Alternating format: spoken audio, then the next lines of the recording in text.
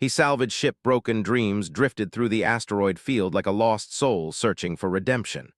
Captain pressed his face against the cracked viewport, watching chunks of metal and ice tumble past in the eternal dance of space debris.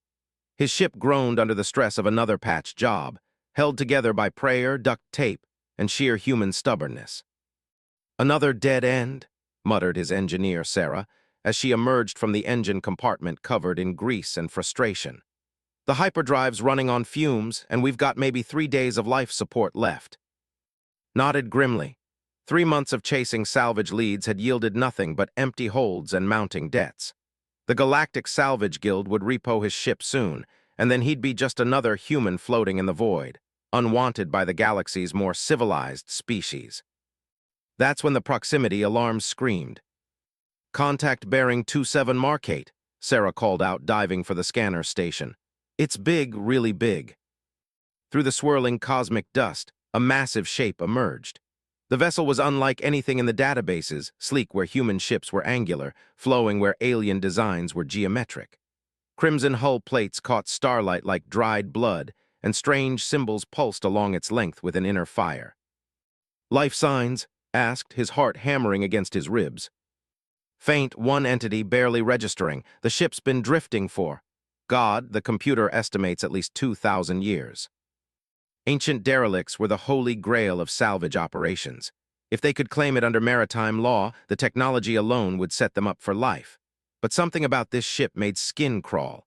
The way it seemed to absorb light rather than reflect it. The way the symbols pulsed in rhythm with his own heartbeat. "Prep the boarding gear," he decided. "Whatever's over there has been waiting a long time. Let's not keep it waiting any longer." The EVA suit felt heavier than usual as crossed the void between ships. Sarah stayed behind to monitor communications, her voice crackling through his helmet comm like a lifeline to sanity. The alien vessel loomed before him, its hull by countless micrometeorites, but somehow still intact. Finding an airlock took an hour of careful searching. The mechanism was incomprehensible, no buttons, no handles, just smooth metal that seemed to ripple at his touch. When pressed his gloved hand against it, the portal dilated open like an eye awakening from sleep. The interior corridor stretched before him, lit by the same pulsing crimson symbols that decorated the hull. The air registered as breathable but ancient, carrying scents of metal and something else, something organic and indefinable. His boots echoed strangely in the artificial gravity, each step seeming to wake sleeping systems throughout the ship. "The architecture is incredible," he whispered into his comm. "It's like they grew this place rather than built it." Sarah's response crackled with static. "Just find whatever's valuable and get back here. This place gives me the creeps."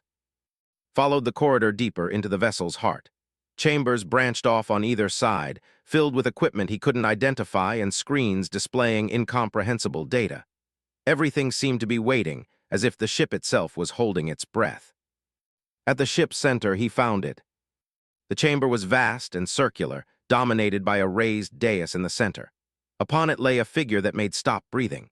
The being was tall and impossibly slender, its limbs too long for human proportions. Its skin was pale as starlight, marked with the same crimson symbols that decorated the ship. It wore robes that seemed to be woven from captured shadow, and its chest rose and fell with the barest suggestion of life. As approached, the entity's eyes snapped open. They were the color of dying suns, deep amber shot through with flecks of gold. Ancient beyond measure, yet somehow achingly young. The being studied with an intensity that made him feel like a specimen under a microscope. When it spoke, the words bypassed his ears entirely, appearing directly in his mind with the force of a thunderclap. "What are you, small one? Your kind walks on 2 legs as mine do, yet your thoughts burn with such strange fire." Stumbled backward, his hand instinctively reaching for the plasma cutter at his belt. "I'm human, we're salvagers. This ship appeared to be derelict." The being sat up with fluid grace, studying like he was the most fascinating puzzle in the universe. "Human, I do not know this word, but your mind. It tastes of metal and starlight and something else. Something I have not encountered in my long sleep." "How long have you been here?" asked, fighting to keep his voice steady. "Time is meaningless in the void. I am of the crimson depth, last of my kind. I sleep, I wake, I sleep again. The universe grows cold around me while I wait for purpose to return." The name hit like a physical blow. Every spacer knew the legends of the Crimson Depth, an ancient race that had supposedly ruled the galaxy before humans even discovered fire. Most scholars considered them myth, stories told to explain pre-civilization ruins scattered across dead worlds. Your people, what happened to them? His expression grew distant, tinged with a sorrow that spanned. We grew too proud, too certain of our place in the cosmic order. When the great silence came, we were unprepared. One by one, we faded into memory and dust. I alone remain, sustained by technology you could not comprehend. Felt Sarah's voice crackling through his calm, but the words seemed to come from another universe. Here, in this chamber with this impossible being, normal reality felt like a distant dream. "Why are you telling me this?" he asked. The alien rose to its full height, nearly 8 feet tall and graceful as flowing water. "Because you are different, small human. Your species burns with such intensity. Such curiosity. In your mind, I see echoes of what my people once were before pride became our prison." Glided closer, moving with the fluid grace of something that had never known physical limitation. Should have been terrified, but something in the alien's presence felt oddly comforting, like coming home after a long journey. "Tell me of your people. Tell me why you venture into the void when safer paths exist." The question caught him off guard. "We explore because it's what we do. Humans don't like staying in one place. We want to see what's over the next hill, around the next star. Sometimes it gets us in trouble." His eyes brightened with something that might have been amusement. "Yes, I sense this in you. This burning need to push beyond boundaries. It is refreshing." Sarah's voice cut through the strange intimacy of the moment. "We've got company. 3 hegemony warships just dropped out of hyperspace. They're demanding surrender." The spell broke, grabbed his calm. "How long until they reach us?" 10 minutes, maybe less. They're not here for salvage rights, they're here for that ship." Tilted its head, those ancient eyes suddenly sharp with interest. "Your people face danger because of me." "The hegemony doesn't like humans poking around ancient sites," explained quickly. "They claim prior rights to all pre-civilization technology if they find us here. They will destroy you to claim what is mine." The alien's voice carried a note of steel that made the air itself seem to vibrate. "This cannot be permitted." "We need to go now. Can you walk?" Smiled, and the expression transformed its entire face from alien and unknowable to almost human in its warmth. "Walk? Small human, I have slept for precisely so I could run when the time came." The alien moved toward what it assumed was a decorative wall panel. At its touch, it flowed aside to reveal a control chamber filled with impossible geometries and pulsing lights. "This vessel may be ancient, but it is far from powerless. However, I find myself curious about your ship, your people's methods. Would you object to a passenger?" Stared. "You want to come with us? On the broken dreams? It's held together with hope and spite." Precisely what makes it fascinating. His hands danced over controls that hurt to look at directly. "I have spent too long surrounded by perfection. Your imperfection calls to something in my soul I thought long dead." The ship around them began to hum with power. Ancient systems came online one by one, filling the corridors with light that had been dark for. "Go to your vessel, I will follow in mine. But know this, from this moment forward, our fates are intertwined. I have chosen you as my—" What is the human term? Companion? Friend? "Partner," said automatically. "We call it a partner." "Yes, partner. I find I like this word very much." Ran for the airlock as the ship around him continued its awakening. Behind him, he could hear doing things to the control systems that made reality bend at the edges. Whatever the alien was, it commanded technology that made human engineering look like stone knives. He burst onto the broken dreams to find Sarah frantically trying to coax more power from their dying engines. "The hegemony ships are closing fast," she reported. 3 heavy cruisers with enough firepower to glass a moon. We can't outrun them, we can't even properly run." Through the viewport, watched the crimson vessel detach from its ancient resting place. It moved with liquid grace, every line of its hull speaking of power held in check. "I don't think we'll have to," he said quietly. The hegemony ships opened fire without warning, lance after lance of coherent energy designed to disable rather than destroy. They wanted prisoners, wanted to know what the humans had found in the derelict. They got their answer when ship responded. The ancient vessel didn't fire weapons in any conventional sense. Instead, space itself seemed to fold around the attacking ships. Energy beams bent back on themselves, creating impossible angles that hurt to observe. One moment the hegemony cruisers were advancing in perfect formation, the next they were tumbling helplessly through space, their weapon systems overloaded by their own reflected fire. "Follow me," voice whispered through every speaker on the broken dreams. "Let us see what wonders await two species who refuse to be contained." The alien ship opened a hyperspace portal unlike anything in human databases, not the crude Tyranfold method humans used, but something elegant and precise. A doorway to elsewhere that seemed to invite rather than demand passage. Looked at Sarah, seeing his own wild grin reflected on her face. "Well," he asked. "Hell yes," she replied. The broken dreams followed its new partner into the unknown, leaving three disabled hegemony ships drifting in confused silence among the asteroids. Behind them, the universe suddenly seemed a much larger and more interesting place. In his mind could hear laughter, a sound like stellar wind through cosmic dust, ancient and eternal and somehow perfectly right. The partnership had begun. The hyperspace tunnel collapsed behind them with a sound like reality sighing in relief.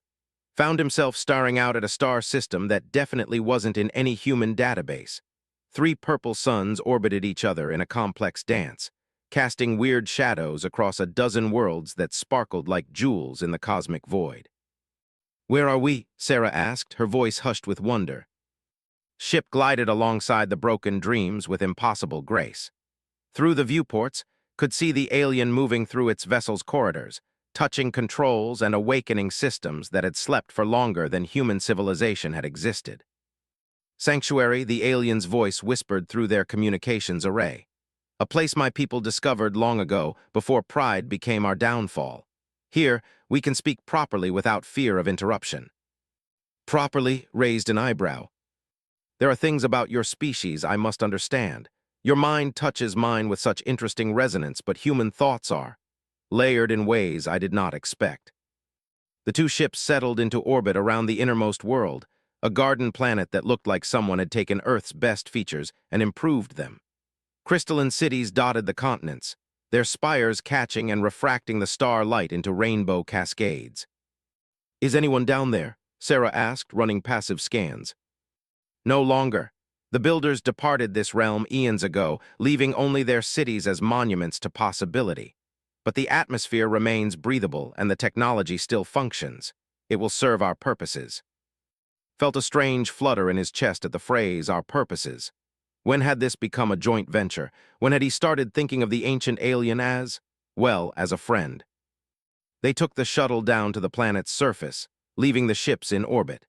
The landing pad directed them to was made of some crystalline material that seemed to analyze their shuttle as it touched down, adjusting its properties to provide perfect support. The air tasted of flowers and electricity when they stepped outside. Stood waiting for them beside a fountain that physics, its water flowing upward in spiraling helices that caught the light and threw it back in impossible colors. "This place is incredible," Sarah breathed, turning in slow circles to take it all in. The builders appreciated beauty alongside function, agreed. "As do humans, I observe. Your ship may be held together with, what did you call it? Hope and spite. But you decorated the interior with pictures of your music from your people. Even in the darkness of space, you carry light with you." Felt heat rise in his cheeks. "You were studying our ship." "I was studying you. Your people fascinate me in ways I struggle to express. Come, there is much we must discuss and little time to do it." The alien led them through the Crystal City, past buildings that hummed with subtle power and gardens where impossible plants grew in mathematical spirals. Everything here spoke of a civilization that had transcended the crude necessities of survival and ascended to something approaching art. "What happened to them?" Sarah asked. "The builders, I mean, if they could create all this." "They moved beyond the need for physical form," replied, "became one with the cosmic forces themselves. It is a path my own people might have taken had we not miscalculated." They entered a building that felt more like a living organism than architecture. The walls pulsed gently with bioluminescent patterns, and the air itself seemed to whisper with ancient knowledge. "Sit," gestured to what realized were chairs that molded themselves to human proportions as they approached. We must speak of the hegemony and why they hunt relics of the past with such determination. Settled into the surprisingly comfortable seat. They claim it's for the greater good, preventing dangerous technology from falling into primitive hands. His laugh was like wind chimes made of starlight. How delightfully ironic. The hegemony calls humans primitive while demonstrating the exact arrogance that destroyed my people. What do you mean? The alien moved to what assumed was a window, though it showed not the outside world but swirling patterns of light that seemed to tell stories without words. Long ago, when your species was still learning to make fire, the galaxy was ruled by the collective. They were, similar to your hegemony, convinced of their own superiority, determined to guide lesser races toward their vision of perfection. Sarah leaned forward. What happened to them? They encountered something that refused to be guided. A young species from a small world orbiting a yellow star. A people who insisted on making their own mistakes, finding their own path, refusing all attempts at enlightenment. Felt a chill run down his spine. You're talking about humans. I am talking about the species that taught the galaxy humility, corrected gently. They tried everything to bring humanity into their fold. Trade incentives, technological gifts, cultural exchange programs. When those failed, they tried force. The patterns in the window shifted, showing images that hurt to look at directly. Vast fleets moving between stars, worlds burning, civilizations reduced to ash and memory. Your people responded in a manner that could not comprehend. Instead of submitting or fleeing, humans did something unprecedented. They adapted. Every weapon they deployed, humans learned to counter.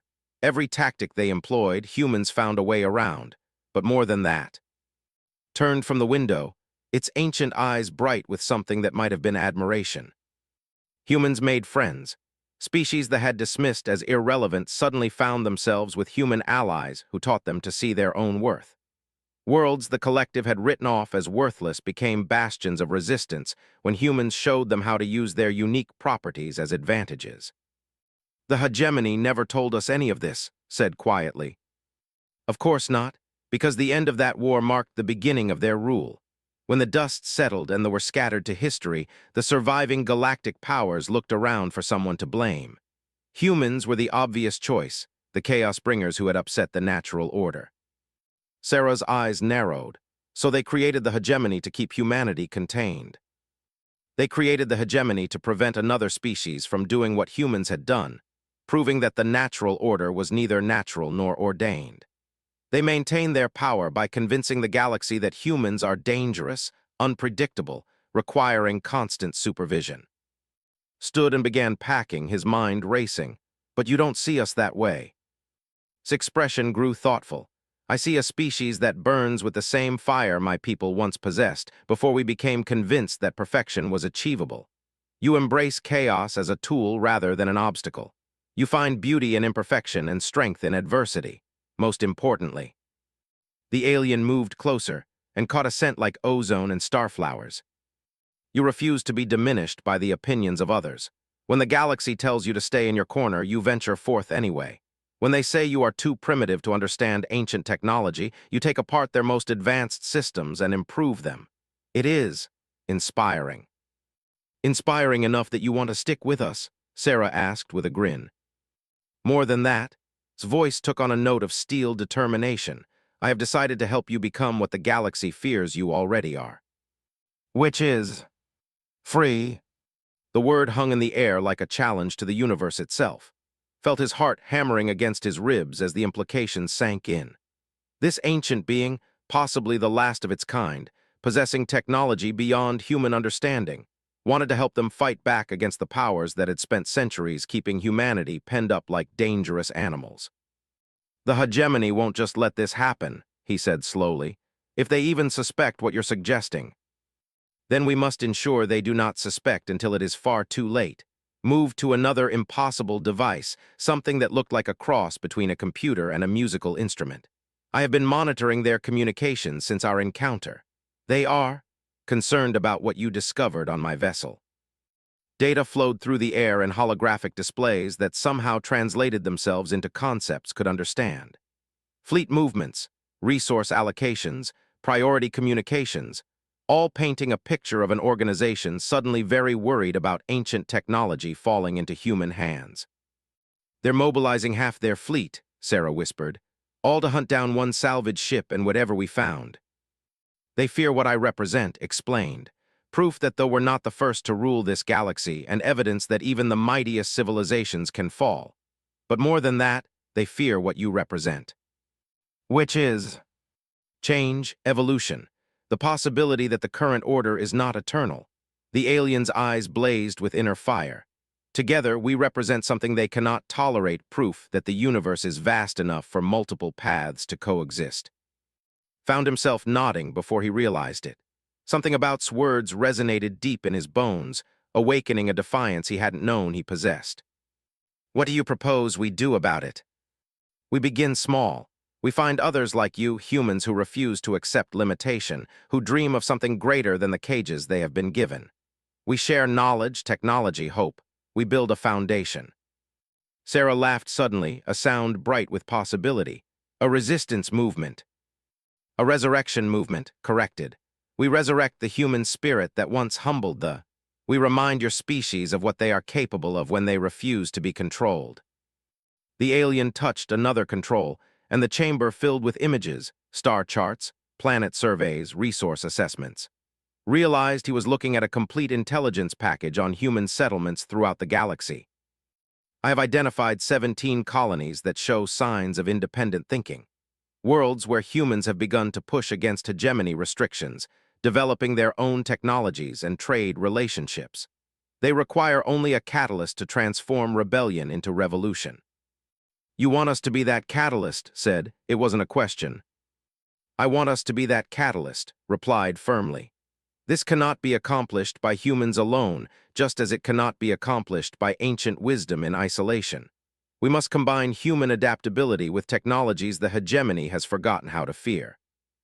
Looked at Sarah and saw his own excitement reflected in her expression. This was bigger than salvage, bigger than profit, bigger than anything they had ever imagined. This was the chance to change the galaxy itself. "There will be risks," he said carefully.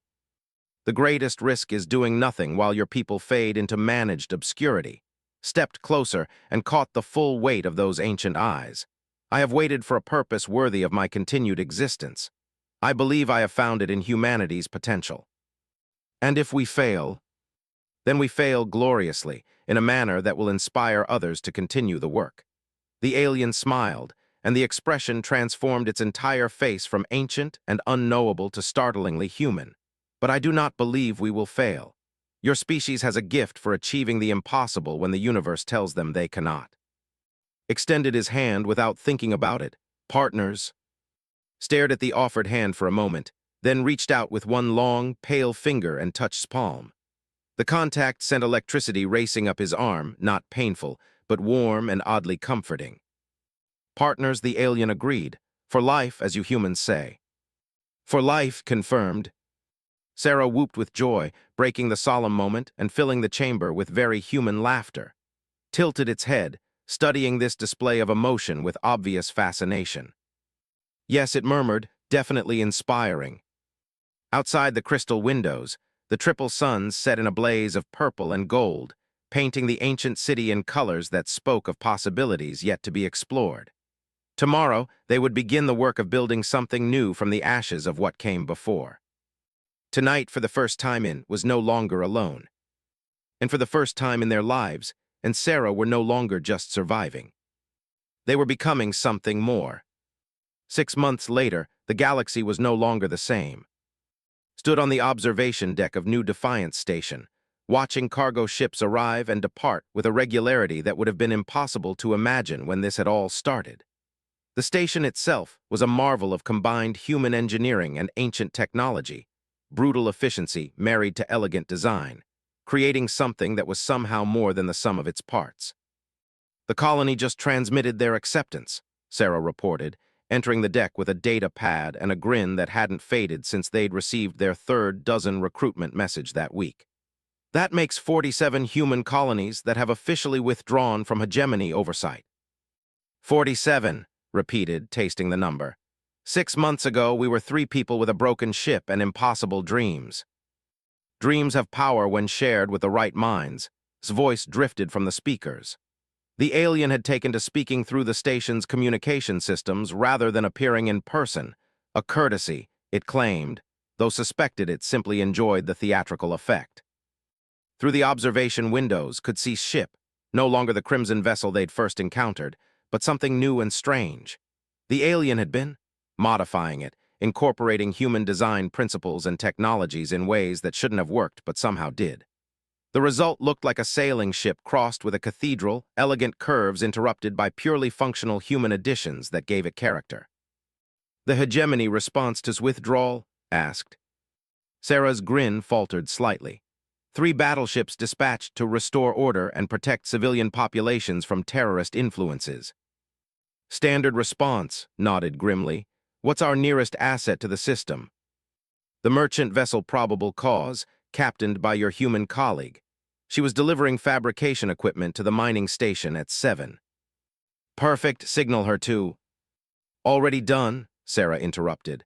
I took the liberty of sending her the new countermeasures package, the one developed based on hegemony tactical doctrine. Smiled. In 6 months, his engineer had evolved from a grease-covered refugee to the operational coordinator of humanity's most ambitious rebellion. The transformation still amazed him. The hegemony will find their weapons, less effective than anticipated, noted with obvious satisfaction. I have had to study the weaknesses in their technologies. They rely too heavily on energy shields and predictable battle formations. Speaking of which, Sarah said, we've got a situation developing in the Tau sector. Admiral Vance is leading a 12-ship task force to investigate reports of unauthorized technological advancement on human colonies. Felt his jaw tighten. Admiral Elias Vance was one of the hegemony's most ruthless enforcers, a man who viewed human independence as a personal insult. He'd been responsible for the pacification of 17 colonies over the past decade, each one left broken and compliant. How long until he reaches the first target? 72 hours to New Harmony. They've been developing atmospheric processors based on the tech specs we distributed last month. Atmospheric processors that will transform their world from marginally habitable to garden paradise within 5 years, added. The hegemony cannot allow such success to stand unchallenged. It would encourage others to follow suit. Turned from the observation window and headed for the command center. Then we don't let them succeed. Sarah, how many ships do we have in the Tau sector? 18 vessels of various classes. Most of them converted cargo haulers with the new defensive systems installed. Nothing that should be able to stand against a hegemony task force in conventional battle. Good thing we don't fight conventional battles, said. The command center of New Defiance Station buzzed with activity. Human operators worked alongside automated systems of design, creating something that looked like chaos but functioned with surprising efficiency. Holographic displays showed ship positions throughout local space. Communication relays carried messages between rebel cells across dozens of systems, and fabrication bays churned out equipment that combined the best of both human and ancient technologies. At the center of it all stood Captain, a former hegemony officer who defected after watching her superiors order the bombardment of civilian targets. Her tactical genius had proven invaluable in the months since New Defiance had become operational.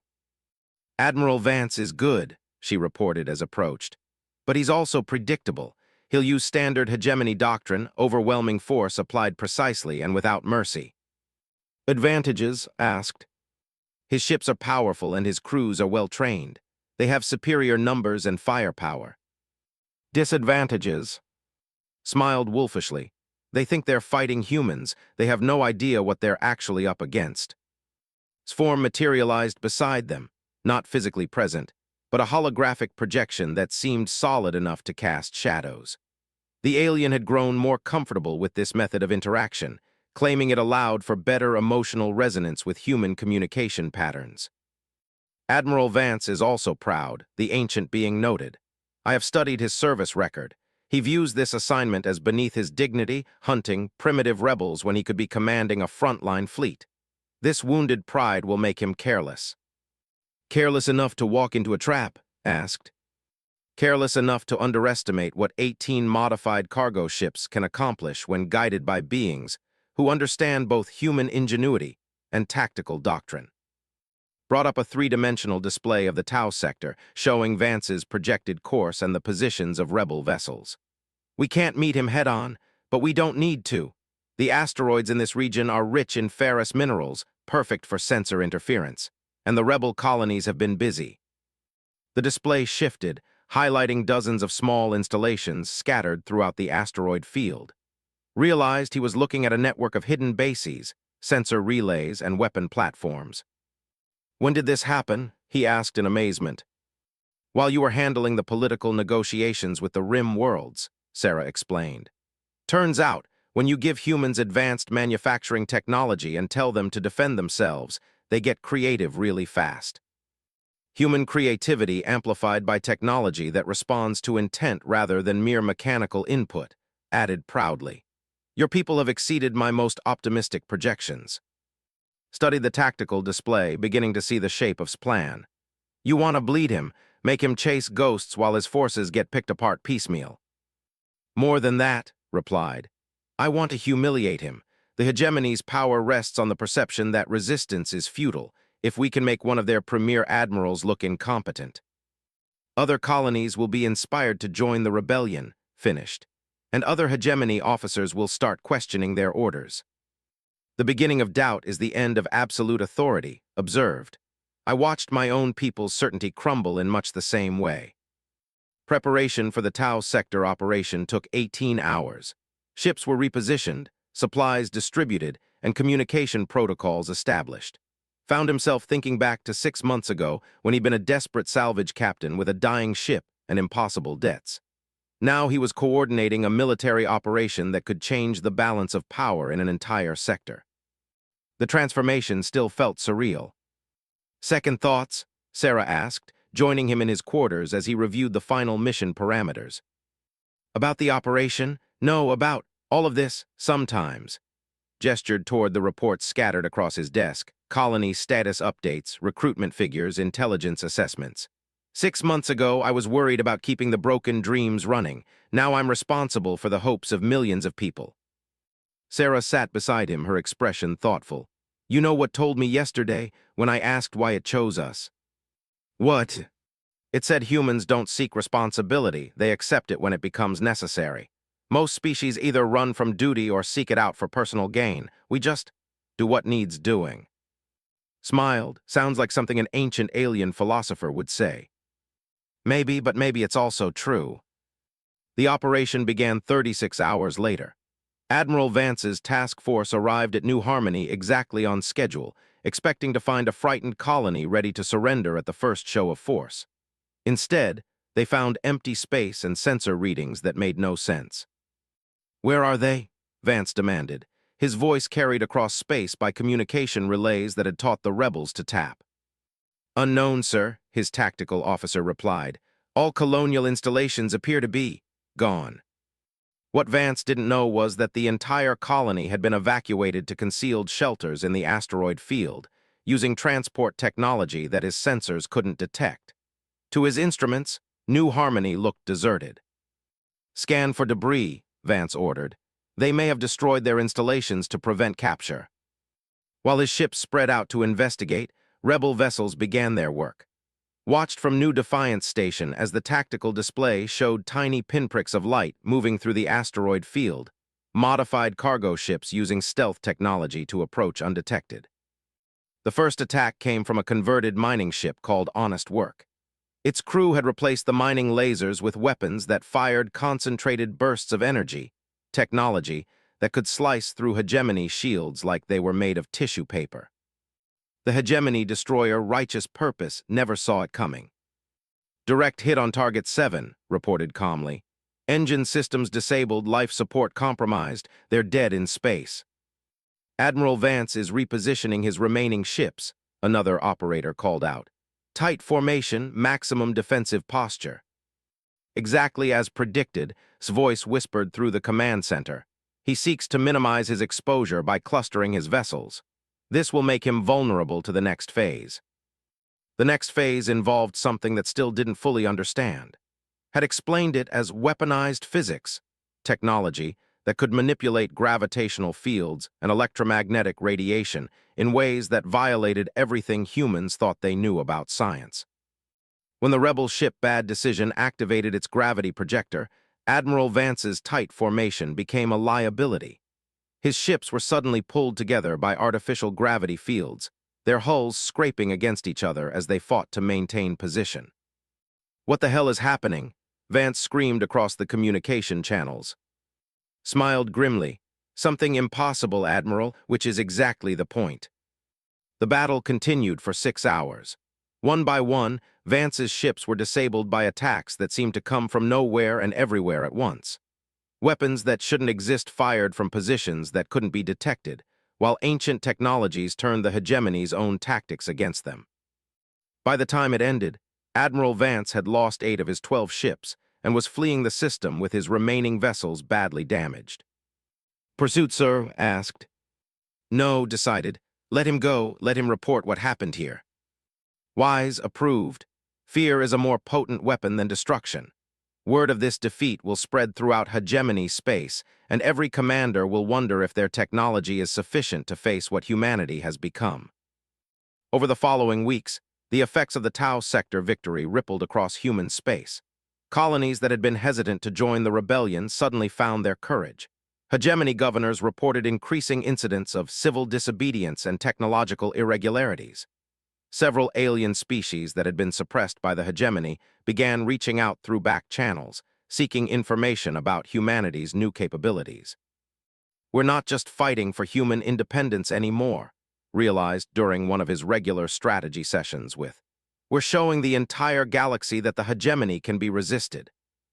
Yes, the alien agreed, and that is when this conflict will truly become dangerous. Thus far, the hegemony has treated human rebellion as a local problem requiring local solutions. When they realize we threaten their entire system of control, they'll bring everything they have against us, finished. They will attempt to, but they face the same limitation that doomed they cannot conceive of success achieved through cooperation rather than dominance. When the final battle comes, we will not face them alone. Nodded, feeling the weight of destiny settling on his shoulders like a familiar coat. 6 months ago, he'd been a nobody salvage captain with a broken ship and impossible dreams. Now he stood at the center of a revolution that could reshape the galaxy. And beside him, an ancient being who had waited for a purpose worthy of its continued existence, had found exactly what it was looking for in humanity's refusal to accept limitation. "Partners for life," murmured, watching ships arrive and depart from new Defiance stations' busy docking bays. "Partners for life," agreed, its voice warm with affection and bright with possibility. The galaxy would never be the same. And that thought with satisfaction was exactly the point. In the command center below, human voices mixed with alien harmonies as two species that should never have met worked together to build something greater than either could achieve alone. Hope had become rebellion, rebellion had become revolution, and revolution was becoming something even more powerful. It was becoming inevitable. The universe was vast enough for multiple paths to coexist, and humanity, with its ancient partner by its side, was about to prove it to anyone who dared to suggest otherwise. After all, they had quit the tricks and started changing everything instead. And they were just getting started.